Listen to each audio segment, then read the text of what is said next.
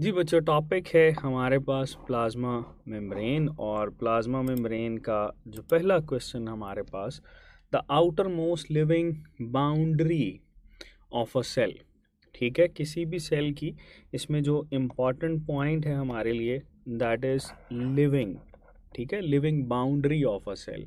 तो ऑप्शंस हमारे पास हैं बच्चों, जिसमें मिडल लैमेला। क्या मिडल लैमेला लिविंग बाउंड्री है? बिल्कुल भी नहीं। सेल वॉल भी लिविंग नहीं होता बेटे, क्यूटिकल भी नहीं है। तो इसका आंसर क्या होगा?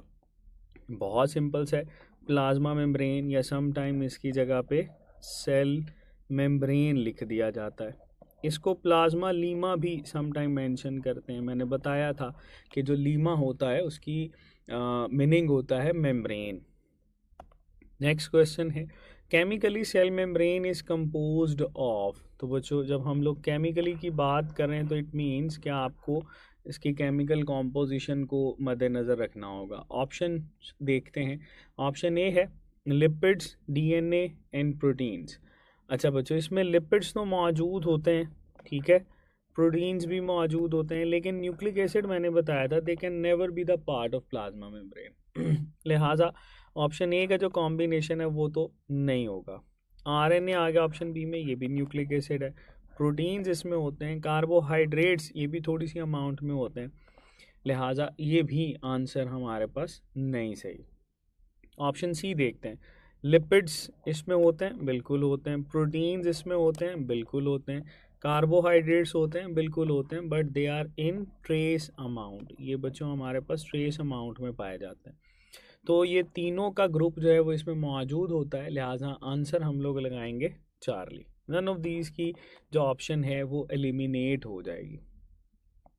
नेक्स्ट क्वेश्चन है, the least abundant component of cell membrane is. अच्छा बच्चों, लीस्ट अबंडेंट की बात की जा रही है, जो सबसे कम पाया जाता है। प्रोटीन, प्रोटीन की बात करें तो हम लोग कहते हैं प्रोटीन जो हैं ये भाई 60 से 80% तक होती हैं। ठीक है, तो ये तो मोस्ट अबंडेंट अगर होता तो फिर हमने लगाना था, लीस्ट है, लिहाजा ये तो आंसर नहीं होगा।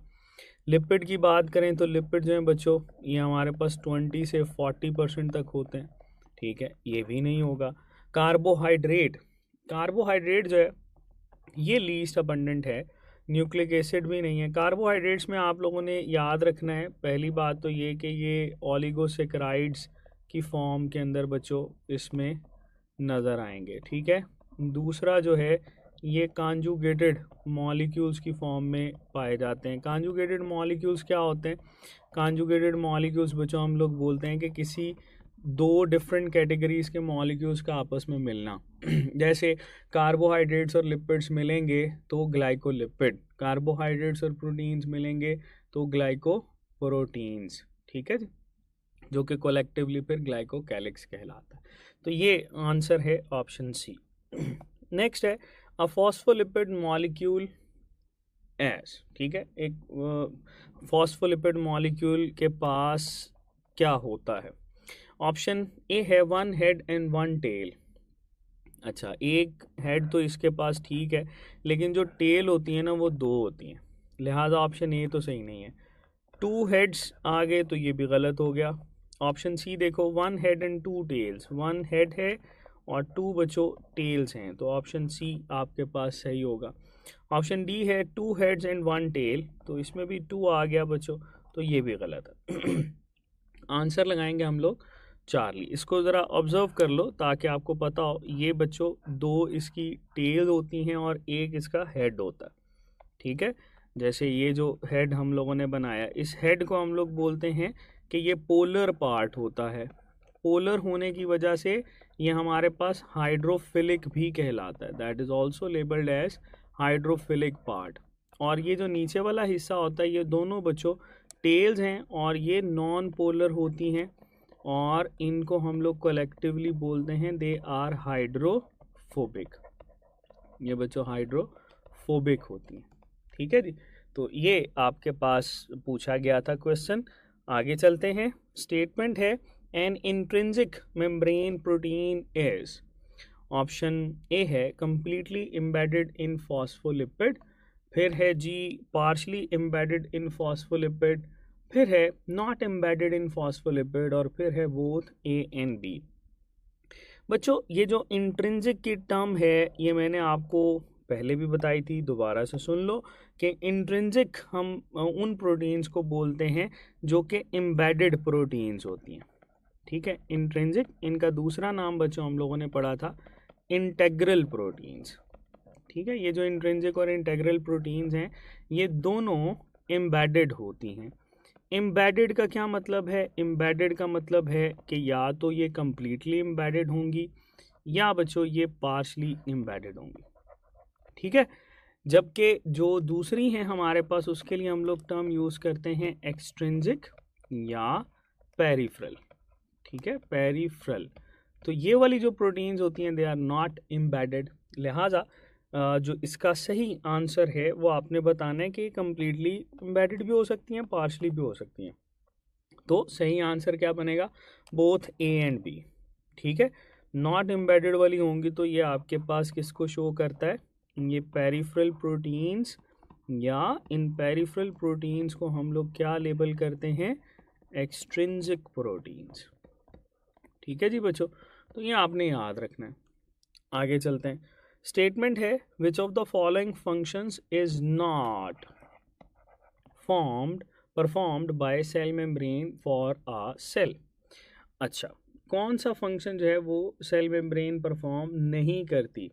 ऑप्शन ए है ऑस्मोटिक एडजस्टमेंट, बिल्कुल करती है ऑस्मोटिक एडजस्टमेंट। एनर्जी प्रोडक्शन, बिल्कुल बच्चों एनर्जी प्रोडक्शन भी होती है। ये याद रखना, हमारे पास ना एटीपी सिंथेटेजेस मौजूद होते हैं, सिंथेटेजेस एंजाइम्स जो कि इसके लिए रिस्पॉन्सिबल हैं। ऑस्मोलाइसिस प्रोटेक्शन ये नहीं करवाती। हाँ, अगर प्रोटेक्शन ना होता और ऑस्मोलाइसिस लिखा जाता तो ऑस्मोलाइसिस तो होती है, जिसमें आप लोगों को याद होगा कि हम लोगों ने पढ़ा था कि सपोज़ आपके पास ये सेल है और इसके अंदर भाई अगर कोई चीज़ जो है वो इसमें से कोई एंटर हो जाए तो ये सेल जो है वो बर्स्ट हो जाता है। सपोज़ अगर सोल्यूट जाता है तो बाहर से वाटर जो है वो बहुत ज़्यादा इनवर्ड मूव करेगा, इसकी मूवमेंट से टर्गर प्रेशर ज़्यादा होने की वजह से ये बर्स्ट कर जाता है। ठीक है, चलो ऑप्शन डी देखते हैं, सेल आइडेंटिफिकेशन, बिल्कुल ये भी करवाता है। तो बेटे आंसर इसका होगा ऑप्शन सी। नेक्स्ट क्वेश्चन है which of the following movements does not necessarily require plasma membrane proteins. अच्छा जी, कौन है जी जिसको प्लाज्मा मेम्ब्रेन प्रोटीन की ज़रूरत नहीं होती? देख लेते हैं। एक्टिव ट्रांसपोर्ट है, ऑस्मोसिस है, सिंपल डिफ्यूजन है और फैसिलिटेटेड डिफ्यूजन है। बच्चों इसमें जो एक्टिव ट्रांसपोर्ट होती है ये तो मैंने आपको बताई थी दो तरह से। पहला, या तो ये पंपिंग मूवमेंट होती है, तो पंपिंग मूवमेंट के अंदर मेम्ब्रेन प्रोटीन्स शामिल हैं। ठीक है, फिर हम लोग इसमें मेंशन करते हैं कि एंडोसाइटोसिस और एक्सोसाइटोसिस, उसमें भी सेल सरफेस के ऊपर चीज़ें मौजूद होती हैं जो कि अटैचमेंट करवा रही होती हैं। ऑस्मोसिस जो है, ऑस्मोसिस जो है बच्चों, इसके लिए अगर हम लोग वाटर की ट्रांसपोर्टेशन की बात करें, ठीक है, तो उसको हम लोग एसोसिएट करते हैं with reference to aquaporin proteins. ठीक है, जो कि इसकी ट्रांसपोर्टेशन के लिए रिस्पॉन्सिबल है। सिंपल डिफ्यूजन जो है इसके लिए ये एसोसिएटेड नहीं होता। ठीक है, जबकि फैसिलिटेटेड डिफ्यूजन जो है इसमें भी आपको किसी न किसी चैनल या कैरियर की जो ज़रूरत है वो दरपेश होती है। ठीक हो गया बच्चों, ये थे हमारे पास प्लाज्मा मेम्ब्रेन से related questions. That is all from plasma membrane.